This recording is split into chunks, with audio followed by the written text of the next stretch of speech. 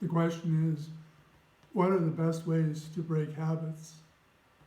One of the things to realize is that we don't break habits, but we replace them.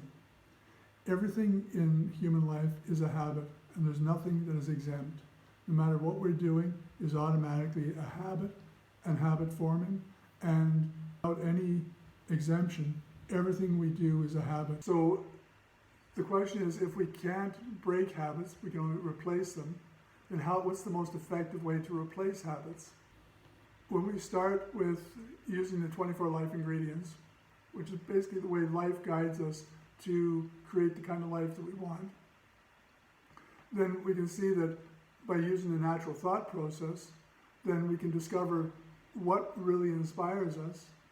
Because when we find something that truly inspires us, then, and knowing that we're constantly on a search for better, so now we have a habit that we're no longer happy with, that's no longer serving us well, and we're looking for a better habit, is really what's happening there. Then when we can discover that true why, that unstoppable inspiration for something better, then replacing a habit becomes a lot easier. Because when we're trying to replace a habit with something that's got the same strength or weaker than a habit that we already have, then that's difficult.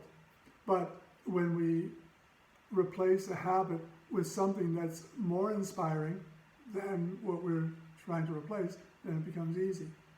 And so while people put a lot of energy and focus onto bad habits and how hard it is to break a habit, take the classics like smoking or anything like that, mindset surrounding money, then when we can replace that with a truly inspired, unstoppable why, then we can replace any habit.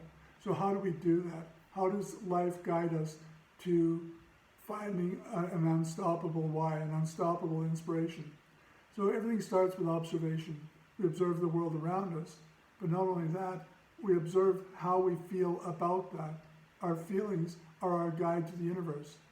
So when we observe things and then we're negatively inspired, we can use those as the curbs on a roadway and keep us going towards the smoothly paved surfaces. Or we could allow it to stop us, and then we'll look for something else that does inspire us truly, because not everything is going to inspire us. We might have some ideas where initially we think it's a great idea, but then eventually we decide, no, it's not that great an idea. But that all comes through observation, observing the negative and the positive inspirations, and then siding with the negative inspiration, saying, no, that's not for me. But then that can guide us towards something more positive. Say, well, if that's not for me, then there's something that is, and it'll be something maybe more in the opposite of what's not for us. As we observe our feelings about what we've observed, then we become inspired, and we feel more and more inspired. And the more we observe, the more inspired we get. So then we reach this unstoppable level of inspiration, and now we found a very solid why of something that we want to have in our lives. And so now we go from having a habit that we want to change, and now we've got a replacement for that.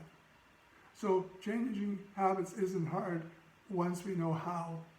And how life shows us that through the 24 life ingredients, especially through the natural thought process, which starts with observation. So if you'd like to learn more about the power of our mind, thoughts, thinking, conscious, subconscious, feelings, and how to use these to create a truly beautiful life, then start by doing the self-test at mylifesoup.com, and then take advantage of the 20-minute free life coaching session that's offered there. I'm John Verwey, and I look forward to meeting you.